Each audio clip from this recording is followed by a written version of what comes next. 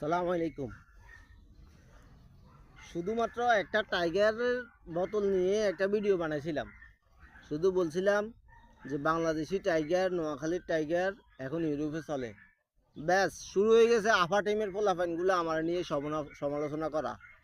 বলতেছে আমি নাকি 7 আপ খাইতেছি, আমরা নাকি 7 আপের সমর্থকারী।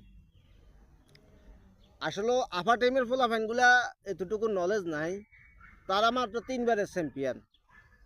আর আমরা যারা 7 আপ নিয়ে টল করেন, আমগো যারা ব্রাজিলের সমর্থক, আমরা 5বার চ্যাম্পিয়ন। কেউ উপরে বিবেক বিশ্লেষণ করেন।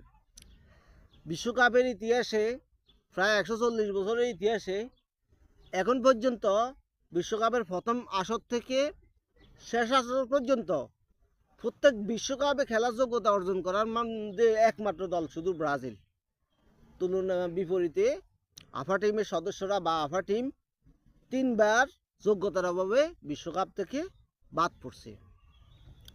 এরপরে আজকে আমাদের প্রিয় টিম ব্রাজিলের খেলা মরক্কোর মতো কঠিন টিমের সাথে, যারা কিনা টানা 32 ম্যাচ অপরাজিত। বিশ্বকাপের 92 বছর ইতিহাসে আমাদের ব্রাজিল টিম একবারও বিশ্বকাপের প্রথম ম্যাচ হারে নাই। বিপরীতে আর্জেন্টিনা গত বিশ্বকাপের প্রথম ম্যাচে সৌদি আরবের সাথে হারিয়ে গেছে। তাইলে এইসব আফা টিমের ফুলাফ্যান্ডা যে আমাদেরকে 7 আপ বলে সমালোচনা করে, যুক্তি কি?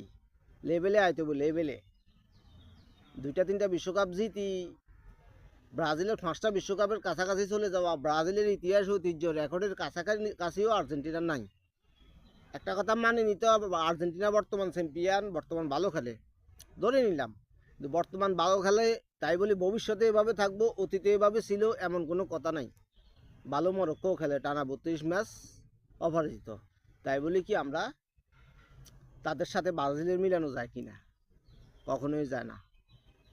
তো সুতরাং আফা টিমেরা আফারে লইয়ে থাকেন, খুনি হাসিনারে আওয়ামী লীগের পোলাফানরা আফাকেও জানে। করে আমরা আফা টিম হিসাবে আপাতত জানলাম।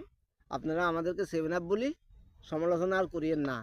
আর মনে রাখেন, এই যে কোল্ড ড্রিঙ্ক খাই, কোল্ড ড্রিঙ্ক কিন্তু 7 আপ না। কালকে খেয়েছি টাইগার, আজকে খাইতেছি ফান্তা। 7 আপ করে টল করিয়েন না। ধন্যবাদ সবাইকে।